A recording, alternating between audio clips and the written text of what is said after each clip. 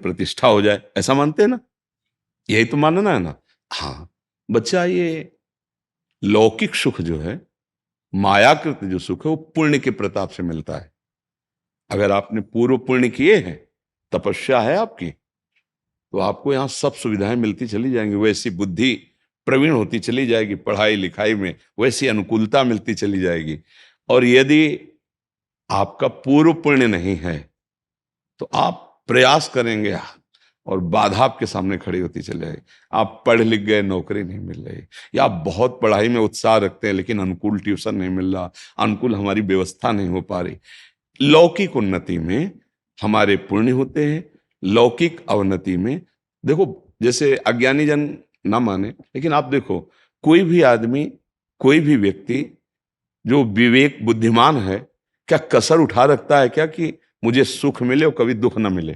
कोई कसर? आप बोलो, सब चाह रहे हो ना, तो है ना कोई जो मुझे जबरदस्ती दुख देता है? वो मेरा कर्म है, वो मेरा कर्म है।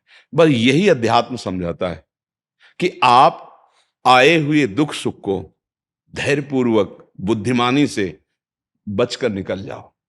और भजन एक ऐसी वस्तु है, भगवान का नाम जप, भगवान की लीलाओं का गायन श्रवण और दूसरों में भगवत भाव करके सेवा, ये आपकी बाधा रूपी जो पाप कर्म है उनको भस्म कर देगा। अब ये बात अपने को पता नहीं, ओ ये बात उसको भी पता नहीं जिसको ये सामग्री मिली हुई, सुंदर स्त्री या सुंदर पति या गाड़ी रुपया पैसा, जो आप सोच रहे हैं, जिसको देखकर आप ललचा रहे हैं, वो उसके पास वस्तुएं हैं, पर वो भी अशांत है, उसके अंदर भी कामना है, वो भी तृष्णा से युक्त है, भय से युक्त है, और वो मृत्यु से भी भयभीत है।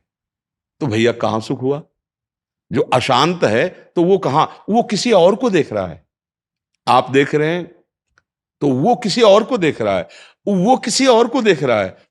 मतलब आप ऐसे, चूंकि आप बच्चा हो, अभी सबसे मिले नहीं, हम बचपन से बाबा जी रहे तो सबसे मिलके देखा है, वैभव है और राक्षसी वृत्ति है, शराब पीना और बहुत से व्यभिचार आदि प्रवृत्तियां, उसे वो सुख मान रहे हैं। अगर मानो होता, जैसे अपने लोगों को मन समझाता है कि ये सब वैभव, तो वो क्यों रोते हमारे सामने आके? वो क्यों हमसे प्रार्थना करते? क्योंकि हम तो बाबा जी, खाने की व्यवस्था नहीं, कपड़े ठीक नहीं, तो वो तो वैभव संपन्न है, हजारों उनके नौकर हैं, सारी व्यवस्था। जब वो गाड़ी से आए थे, 5-6 गाड़ियां उनके साथ थी और उनके अंग रक्षकों सब ऐसे थे, पर वो ऐसे बात कर रहे थे कि हृदय लग रहा था शास्त्रों में जो लिखा है वो सत्य लिखा है। अनुभव में बच्चे थे तब भी शास्त्र, बस इसीलिए बुद्धि पुष्ट होती चली गई। नहीं नहीं, उस वस्तु को जानना, उस वस्तु को प्राप्त करना है, जिसको प्राप्त करने के बाद कुछ भी चाह नहीं रह जाती। तो बच्चा, भगवान का नाम आपके जो उन्नति में बाधक है उनको नष्ट कर देगा। हमारे जो रसिकाचार्य महापुरुष हैं, उन्होंने कहा है, राधा वल्लभ भजत भज भली भली सब होए, जीते विनायक शुभ अशुभ, विघ्न करे नहीं कोय, विघ्न करे नहीं कोय, डरे कलिकाल कष्ट भय, हरे सकल संताप, हरसि हरि नाम जपत जय। वो विजय को प्राप्त हो जाता है। कोई भी विघ्न, देखो हम डरते हैं कि जैसे बताया गया कि कोई ग्रह तुम्हारे खिलाफ, अगर वो अनुकूल हो जाए तो तुम्हारी उन्नति हो जाए, तुम्हारी उन्नति में अमुक ग्रह बाधक, ऐसा है, ऐसा कोई झूठा नहीं है। ज्योतिष शास्त्र सत्य है, ग्रह नक्षत्रों का प्रभाव हमारे ही कर्म से विपरीत और अनुकूल होगा, वो ऐसे नहीं है।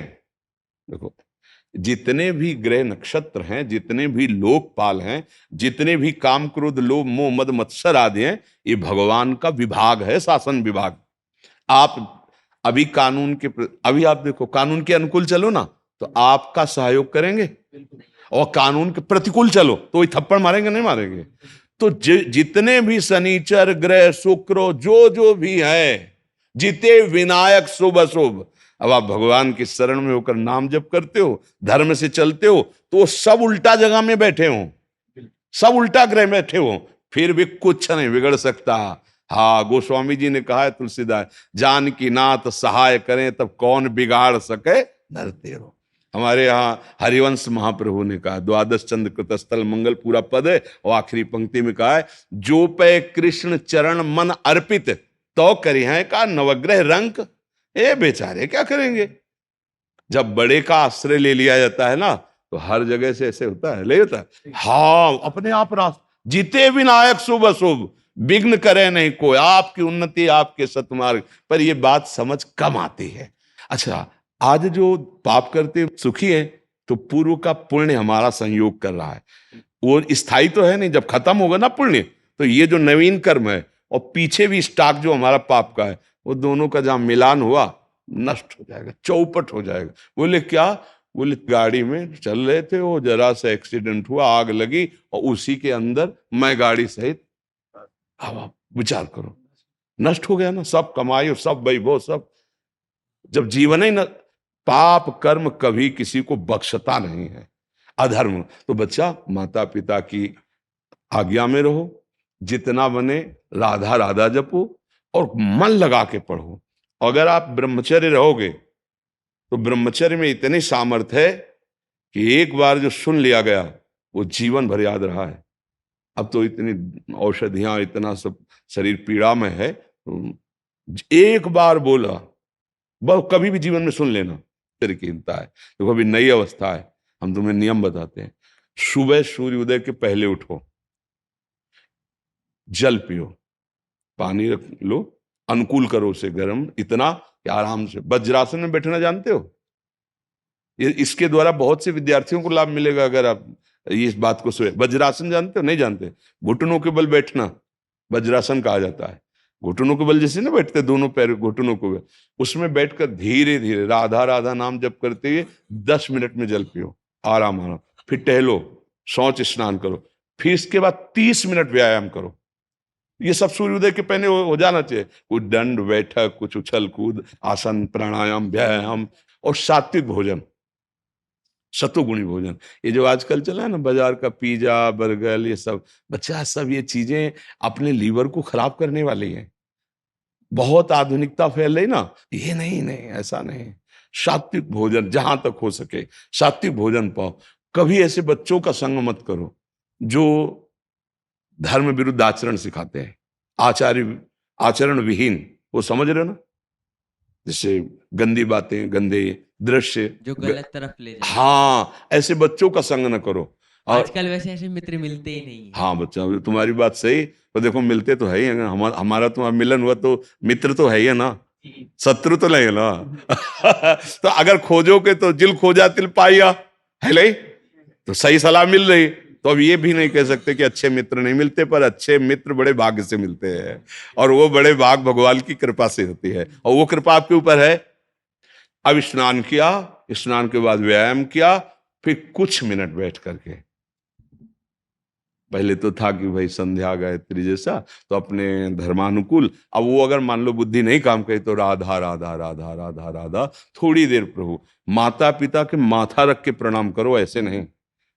प्रातः काल उठ के रघुनाथा, मात पिता गुरु नाम है। और भगवान को घर में सबके कुछ ना कुछ भगवान के स्वरूप होते हैं, प्रणाम किया। और फिर विद्या को समझो कि आप बहुत बड़ी तपस्या कर रहे हैं। एकांत में बैठकर जो आपका स्वाध्याय है, पूरी तन्मयता से करो। आप देखो बढ़ते हो कि नहीं बढ़ते, शरीर स्वस्थ, संयमी पुरुष, और अपने जो कर्तव्य कर्म को, जैसे आप विद्यार्थी तो आपका वो कर्तव्य, नियमित रूप से आप अपनी दिनचर्या बना लो। आप खुद देखोगे कि जीवन कैसे उन्नति हो। जीवन उन्नति का तात्पर्य सत्य मार्ग में चलना, हृदय आनंदित रहना। वही देशभक्त हो सकता है, वही समुदाय को सुख प्रदान कर सकता है, वही लोगों को तार सकता है। संयम से नहीं है, अपना ही हृदय जल रहा है, तो फिर कोई पद, कोई भी वो मंगलदायक नहीं होगा।